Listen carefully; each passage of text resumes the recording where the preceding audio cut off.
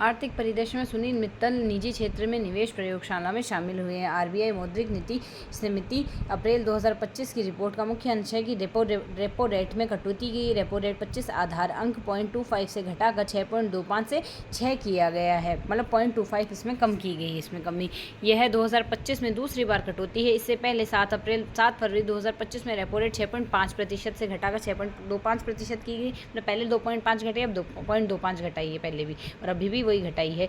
इस कटौती का उद्देश्य आर्थिक विकास को बढ़ावा देने, वैश्विक व्यापार युद्ध, विशेष रूप से अमेरिका के 26% टैरिफ के प्रभाव को कम करना है। मौद्रिक नीति का नीतिगत रुख को तटस्थ से बदलकर समायोज्य किया गया है। यह भविष्य की दरों में कटौती की संभावना को दर्शाता है। आर्थिक वृद्धि का अनुमान, यह जीडीपी में वृद्धि दर का अनुमान पहले 6.7% से घटाकर 6.5% किया गया है। मुद्रास्फीति का अनुमान, सीपीआई आधारित मुद्रास्फीति के वित्त वर्ष 2025 से 26 में 4% रहने का अनुमान लगाया। अन्य दरों का समायोजन 6.25% में स्थायी जमा सुविधा एसडीएफ दर 5.7% से घटा दिया गया। केंद्रीय प्रदूषण नियंत्रण बोर्ड सीपीसीबी द्वारा उद्योगों का वर्गीकरण में संशोधन किया गया। नई ब्लू नीली श्रेणी पेश की गई है। न्यू ब्लू श्रेणी के लिए अगर हम देखें, इस श्रेणी में आवश्यक पर्यावरणीय सेवाओं से संबंधित उद्योगों को शामिल किया गया, जो घरेलू और औद्योगिक गतिविधियों को उत्पन्न करने वाले प्रदूषण के प्रबंधन में महत्वपूर्ण है। इसमें अवशिष्ट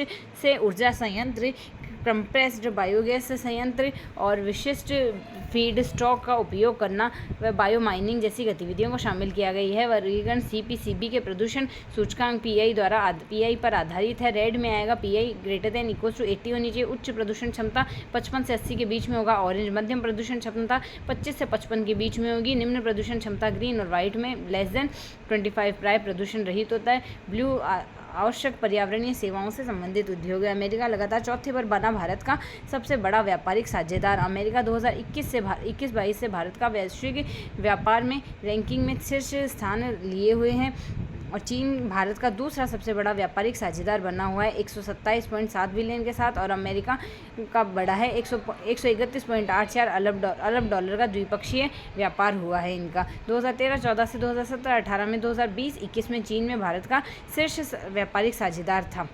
ओडिशा में बनेगा भारत का सबसे बड़ा पेट्रोकेमिकल संयंत्र बनेगा। और भारत के वाणिज्य मंत्रालय द्वारा जारी अंतिम आंकड़ों के अनुसार वित्तीय वर्ष में 2024-25 में अप्रैल मार्च में भारत संचयी निर्यात 820.93 अमेरिकी डॉलर रहा है।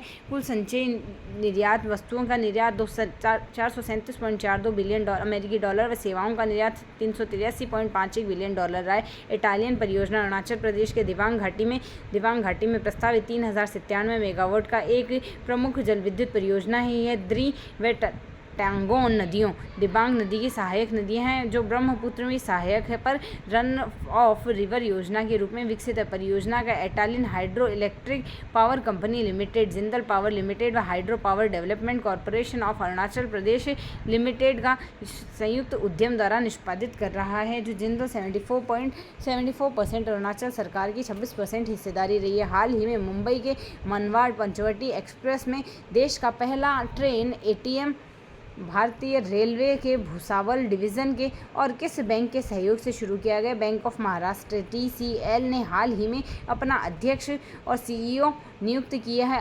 आरती सुब्रमण्यम को हस्त व विद्युत उपकरण क्षेत्रों में $25 बिलियन से अधिक निर्यात क्षमता का दोहन करना। भारत का हस्त व विद्युत उपकरण क्षेत्र रिपोर्ट किसने जारी किया? नीति आयोग ने जारी किया है।